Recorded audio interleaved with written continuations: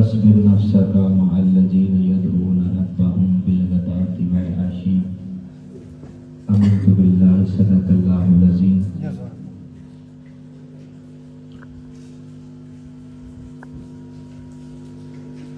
زیادہ باتیں کیا کرنی ہیں، وقت دعا میں بھی کافی تاخیر ہو چکی ہے. بس کچھ باتیں آپ کے گوش و گزار کر کے اجازت چاہوں گا. جیسا کہ آپ سب کو پتہ ہے کہ آج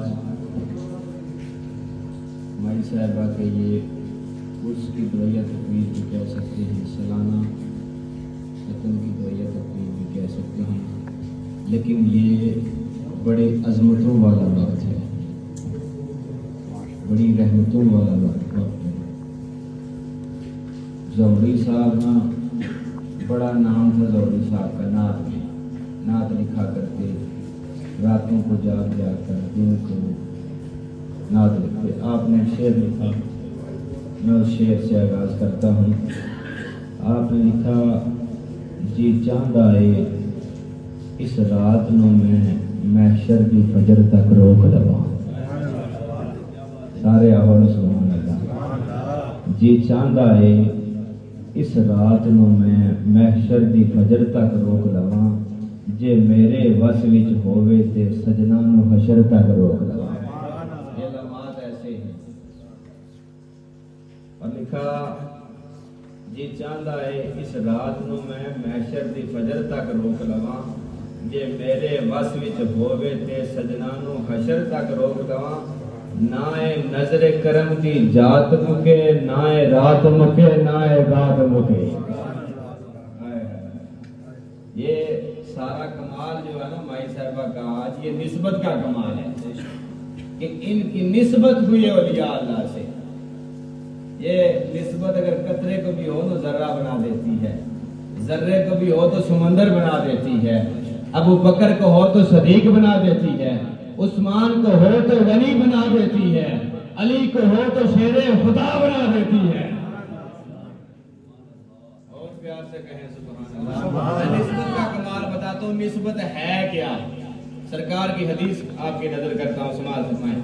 سرکار قبرستان سے گزر رہے ہیں، قبرستان سے گزر رہے ہیں، 7 صحابہ چل رہے ہیں، درمیان میں سرکار مدینہ تاجدار مدینہ چل رہے ہیں. ادھر صحابہ قبرستان سے گزرے،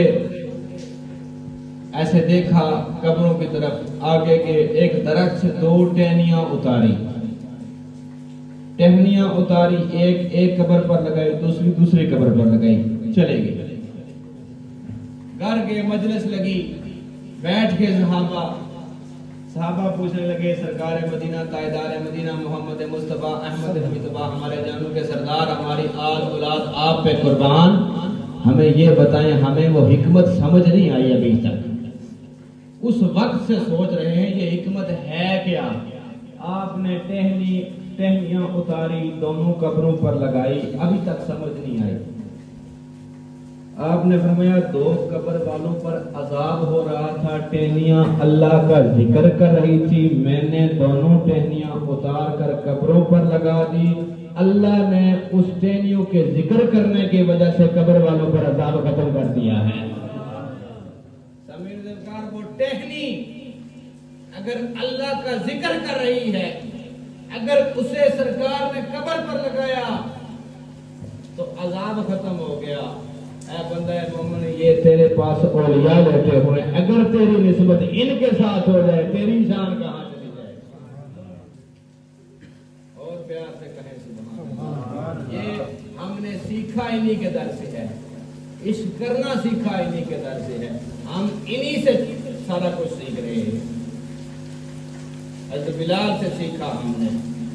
آپ سرکار مدینہ جب آپ ایک کفار کے گھر کام کرتے تھے، حضرت بلال، تو وہ بادشاہ دن رات جا کے سرکار جو تبلیغ کرتے تھے، سرکار مدینہ ان کو روکتے تھے کہ یہ محمد نیا دین لے کے آ گیا ہے، اس کو روکو، اس کو بند کرو. وہ حضرت بلال اسی حاکم کے غلام تھے، وہ کہنے لگا، گھر آ کے جب دیکھا نا بلال اپنے نبی کا ذکر کر رہے ہیں، کہنے لگا بلال تجھے پتا نہیں میں دن رات گلی گلی کوچا کوچا اسی دین کو ختم کرنے کی کوشش کر رہا ہوں، اسی علم کو، اسی فلسفے کو ختم کرنے کی کوشش کر رہا ہوں، تو میرے گھر میں ہی ہو کے میرا غلام ہو کے تو اسی دین کے پرکار بن رہا ہے۔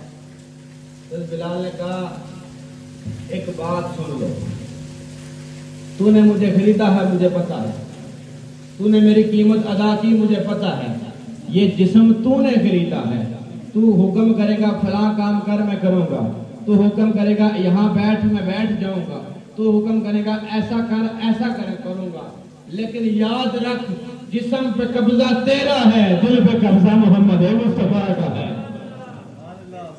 پھر جب یہ عشق ہونا، اتنا مرتبہ اعلیٰ ہونا، پھر جب موت آئے بندے کی، بلال کے جب وقت آخر آیا نا، سرکار کی بیوی نے فرمایا آئے میرے حامل کا وقت آ رہا، سرکار نے کہا کیوں کہتی ہے آئے، تجھے پتا نہیں آج ایک یار سے ملنے جا رہا ہے، آج خوشیاں مناؤ،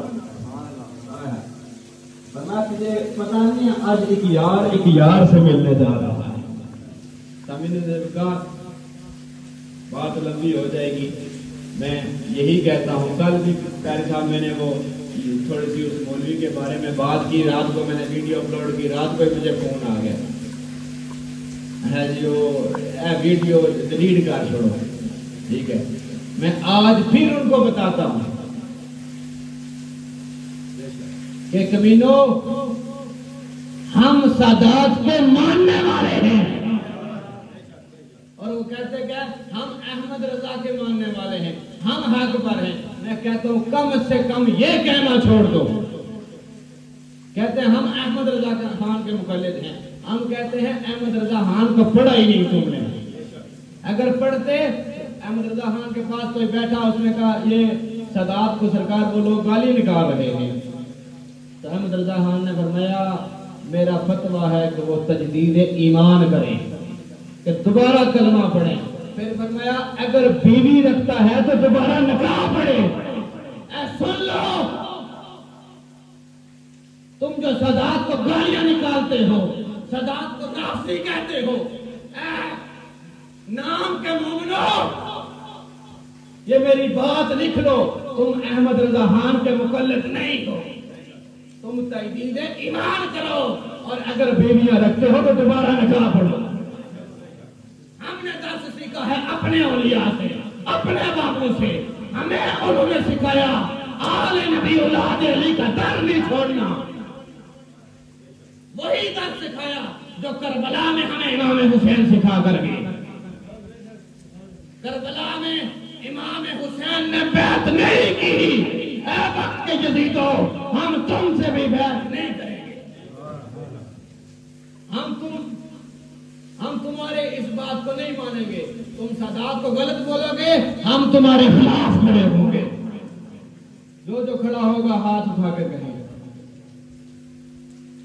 یہ یاد رکھو، یہ گواہی ہوگی روز قیامت بھی کہ ہم، اور گالیاں نکالتے ہیں میرے پیر و مرشد پیر عارف شاہ صاحب کو، میں ان کو بتاتا ہوں تمہیں پتہ ہی نہیں عارف شاہ ہے کیا چیز، ٹھیک، اس بندے نے کہا یزید کو لعنتی کہو، تو انہوں نے FIR درج کرا دی اس پہ۔